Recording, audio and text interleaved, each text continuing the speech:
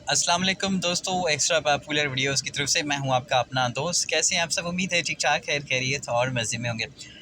दोस्तों, आज की इस वीडियो में हम जो है वो आपको हमारे पास ये अल्टो है, 2023 मॉडल है। इसको जो है वो इस पर ड्राइव करना सिखाएंगे और बताएंगे कि किस तरह से जो है वो गाड़ी मैनुअल जो है वो गाड़ी को ड्राइव किया जाता है।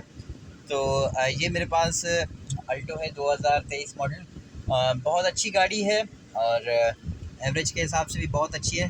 बहरहाल अभी हम एवरेज की बात नहीं कर रहे, इसलिए जो है वो हम अभी ड्राइविंग के हवाले से आपको बताते हैं कि इसको जो है वो किस तरह से ड्राइव करते हैं। तो दोस्तों देख लीजिए, ये है हमारे पास गाड़ी इस वक्त जो है वो स्टार्ट है। और स्टार्ट करने के लिए जो है वो सबसे पहले कौन सी चीज़ें चेक करनी होती हैं? सबसे पहले जो है वो आपको गियर गाड़ी का चेक करना होता है कि ये न्यूट्रल पोजीशन पर हो। आप इसको देख सकते हैं। ये गियर जो है वो हमारा बिल्कुल सेंटर पोजीशन पे है, न्यूट्रल में है। मतलब ये यहाँ पर सेंटर में देख लीजिए, इस पे ये एक लकीर सी बनी हुई है। इसको पूरे एंड तक लेफ़्ट पर ये जाना चाहिए और राइट पर आना चाहिए। जब ये गियर इस तरह से हो रहा हो तो इसका मकसद ये है कि गियर जो है वो न्यूट्रल पोजीशन पर है। अगर ये किसी गियर में होगा, किसी गियर में लगी हुई होगी गाड़ी, तो ये जो है वो गियर इस तरफ या इस तरफ नहीं होगा। तो इस चीज़ का ख्याल किया करें, गाड़ी को बिल्कुल न्यूट्रल करके जो है वो आप फिर ही जो है वो इसको स्टार्ट किया करें। सबसे पहले आपने गियर को देख लिया, ये गियर जो है वो आपका न्यूट्रल पोजीशन पर है। उसके बाद जो है वो यहाँ पर आपका चाबी स्विच के ऊपर आएंगे हम। तो चाबी स्विच के लिए जो है वो बहुत सारी गाड़ियाँ जो है होती हैं जिनके अंदर जो है वो जैसे मेहरान हो गई, उसके अंदर जो है इमोबिलाइजेशन सिस्टम लगा होता है। तो अगर ये इसके अंदर बटन आपको रिमोट के अंदर दिखाई देते हैं, तो अनलॉक वाला बटन जो है वो आप पहले दबाएंगे। उसके बाद जो है वो आप इस चाबी को इसके अंदर इंसर्ट करेंगे। इंसर्ट करने के बाद आप एक टर्न देंगे, उसके बाद एक दूसरा टर्न देंगे। 2 टर्न के बाद जो है वो जब तीसरा टर्न आप देने लगेंगे, तब जो है वो आपकी गाड़ी स्टार्ट होगी।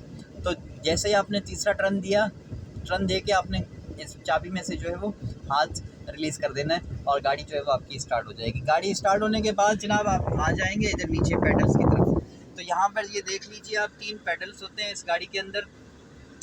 ये आप देख रहे हैं, ये ए, ये बी और ये C. A B C, accelerator, brake और क्लच। तो ये 3 पेडल्स जो होते हैं हमारे, इनको जो है वो किस तरह से ऑपरेट करना होता है, किस तरह से जो है वो इनको जो है वो यूज़ करना होता है, वो भी बताता हूँ। एक्सीलरेटर और ब्रेक ए और बी जो है वो आप अपने राइट पैर से इनको जो है वो आप ऑपरेट करेंगे, और जो आपका क्लच है वो सिर्फ लेफ़्ट पाँव उसके लिए यूज़ किया करें। कभी भी आप ब्रेक के लिए लेफ़्ट पाँव को इस्तेमाल नहीं करेंगे, और राइट पाँव के लिए आप एक्सीलरेटर और ब्रेक को इस्तेमाल करेंगे, और क्लच के लिए जो है वो आप लेफ़्ट पाँव का इस्तेमाल करेंगे।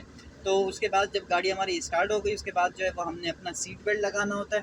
तो सीट बेल्ट आप लगा लेंगे। सीट बेल्ट लगाने के बाद जो है वो आपने क्लच को जो है वो पूरे एंड तक दबाना है। इस तरह से आपका एक्सीलरेटर से पाँव ऊपर उठा हुआ होना चाहिए। उसके बाद आ जाते हैं जनाब यहाँ पर हम गियर के ऊपर। गियर जब गाड़ी रुकी हुई है होती है, तो सबसे पहले जो है वो हमें इससे चलाने के लिए गाड़ी को पहले गियर में डालना पड़ता है। तो यहाँ पर जो है वो हम पहले गियर में डालने के लिए इसे क्या करेंगे, इसे पूरी तरफ से जो है वो पूरी तरह जो है वो लेफ़्ट साइड पर दबाएंगे इस तरह से, और यहाँ पर जो है वो हम इसे आगे की तरफ एंड तक लेके आगे की तरफ लगाएंगे यूँ। यहाँ पर जो है वो हमने जैसे ही इसको आगे की तरफ लगाया, तो गाड़ी जो है वो हमारी फर्स्ट गियर में लग गई है। उसके बाद हम देखेंगे हमारा हैंड ब्रेक, पार्किंग ब्रेक। इसकी जो लाइट भी आप देख रहे हैं मीटर के ऊपर आ रही है। तो हम इसको रिलीज़ करेंगे। इसको रिलीज़ करने का आसान सा तरीका है, इसको थोड़ा सा ऊपर खींचें, ये बटन को अंदर दबाएं और ये आप इसको ऐसे रिलीज़ कर दें नीचे। जब आप इसको रिलीज़ करेंगे तो ये लाइट जो है वो, ये देख लें, हैंड ब्रेक की लाइट जो है वो ये बंद हो जाएगी। जब ये लाइट बंद हो जाए, इसका मकसद ये है कि आपका हैंड ब्रेक जो है वो टोटली रिलीज़ हो चुका है। उसके बाद जनाब आप क्या करेंगे, ये आपकी गाड़ी फर्स्ट गियर में लगी हुई है। ये आपका क्लच देख लें आप, ये आपका एक्सीलेटर है।